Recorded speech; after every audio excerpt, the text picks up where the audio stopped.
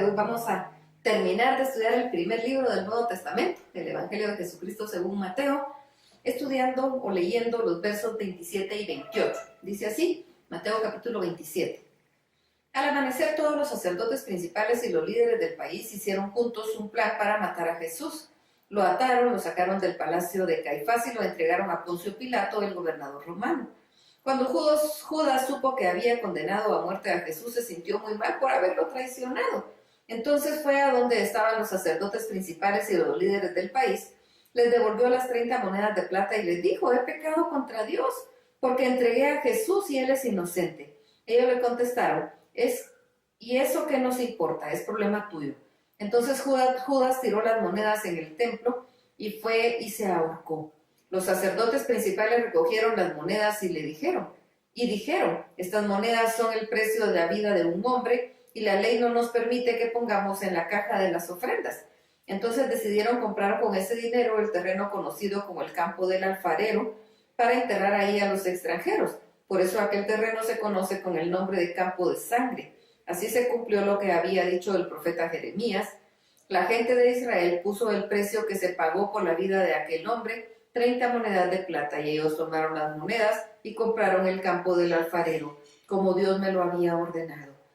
Cuando llevaron a Jesús ante Pilato, éste preguntó: ¿eres en verdad el rey de los judíos? Jesús respondió: tú lo dices.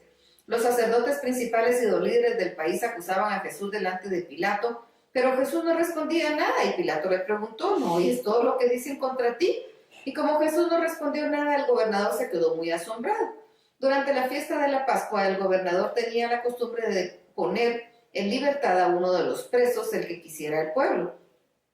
En ese tiempo estaba encarcelado un bandido muy famoso que se llamaba Jesús Barrabás.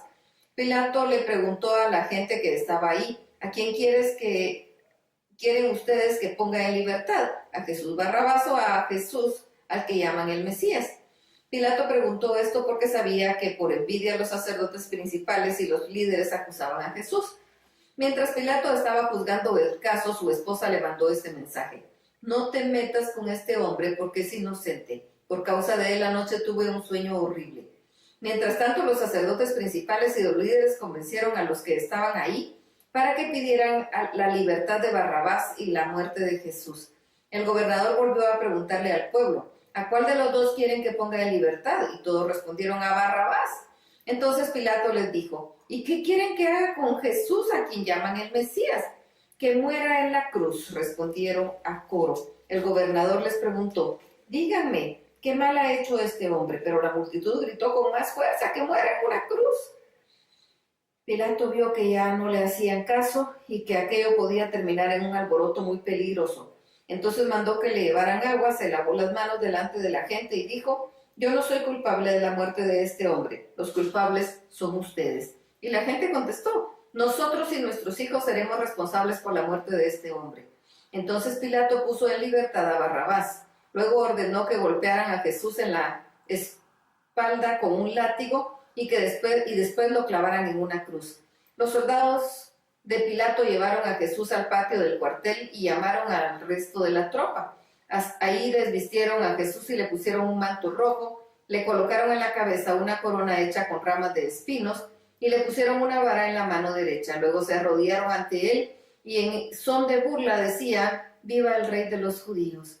Lo escupían y con esa misma vara que le habían dado le pegaban en la cabeza. Cuando se cansaron de burlarse de él, le quitaron el manto, le pusieron su propia ropa y se lo llevaron para clavarlo en la cruz.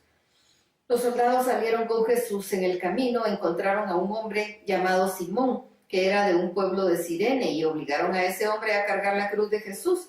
Cuando llegaron a un lugar llamado Gólgota, que quiere decir la calavera, le dieron vino mezclado con una hierba amarga, la cual servía para aliviar dolores. Jesús lo probó, pero no quiso beberlo. Los soldados clavaron a Jesús en la cruz y luego hicieron un sorteo para ver quién de ellos se quedaría con su ropa.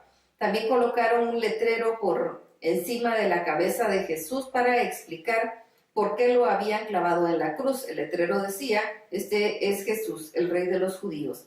Junto con Jesús clavaron también a 2 bandidos y los pusieron uno a la derecha y el otro a la izquierda. Luego los soldados se sentaron para vigilarlos.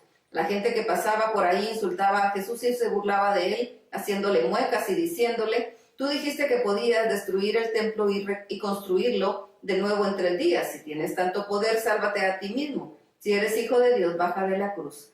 También los sacerdotes principales, los maestros de la ley y los líderes del pueblo se burlaban de él y decían: este salvó a otros, pero no puede salvarse a sí mismo. Dice que es rey de Israel. Pues que baje de la cruz y creeremos en él. Dijo que confiaba en Dios y que era hijo de Dios. Pues en verdad Dios lo ama, que lo salve ahora. Y también insultaban a Jesús, los bandidos que fueron clavados a su lado. Desde el mediodía hasta las 3 de la tarde el cielo se puso oscuro. A esa hora Jesús gritó con mucha fuerza: Elí, Elí, lema sabachthani. Eso quiere decir: Dios mío, ¿por qué me has abandonado? Algunos de los que estaban ahí lo oyeron y dijeron: está llamando al profeta Elías. Uno de ellos buscó enseguida una esponja, la empapó con vinagre, la ató en un extremo de un palo largo y se la acercó a Jesús para que bebiera. Los demás que observaron le dijeron: déjalo, vamos a ver si Elías viene a salvarlo. Jesús lanzó un fuerte grito y murió. En aquel momento la cortina del templo se partió en 2 de arriba a abajo, la tierra tembló y las rocas se partieron. Las tumbas se abrieron y muchos de los que confiaban en Dios y ya habían muerto volvieron a vivir. Después que Jesús resucitó, esas personas entraron en Jerusalén y mucha gente las vio. El oficial romano y los soldados que vigilaban a Jesús sintieron el terremoto y vieron todo lo que pasaba. Temblando de miedo, dijeron: en verdad, este hombre era el Hijo de Dios. Había ahí unas mujeres que miraban desde lejos. Ellas habían seguido y ayudado a Jesús durante el viaje de Galilea.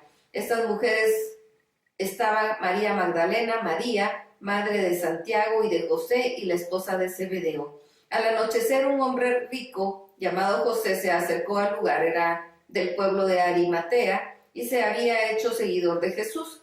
José le pidió a Pilato que le permitiera llevarse el cuerpo de Jesús para enterrarlo. Pilato ordenó que se lo dieran. José tomó el cuerpo de Jesús, lo envolvió en una sábana limpia y lo puso en una tumba. Era una tumba nueva que hacía poco tiempo él había ordenado construir en una gran roca. José tapó la entrada de la tumba con una piedra muy grande y se fue. Frente a la tumba se quedaron sentadas María Magdalena y la otra María.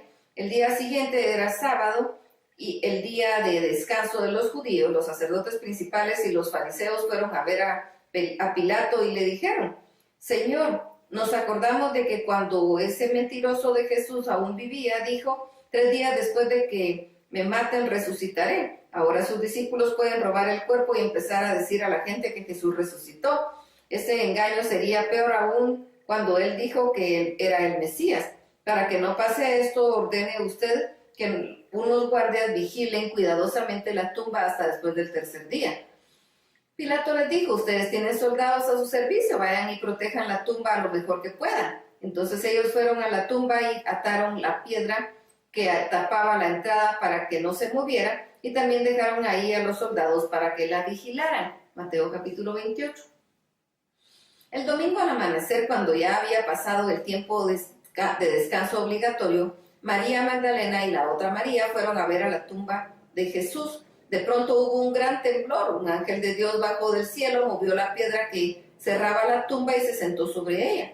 El ángel brillaba como un relámpago y su ropa era blanca como la nieve. Al verlo, los guardias se asustaron tanto que empezaron a temblar y se quedaron como muertos.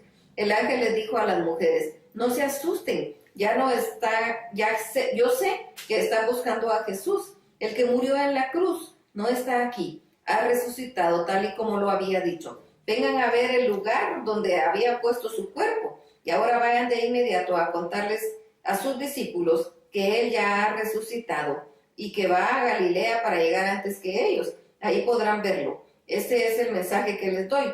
Las mujeres se asustaron mucho, pero también se alegraron y enseguida corrieron a darle la noticia a los discípulos.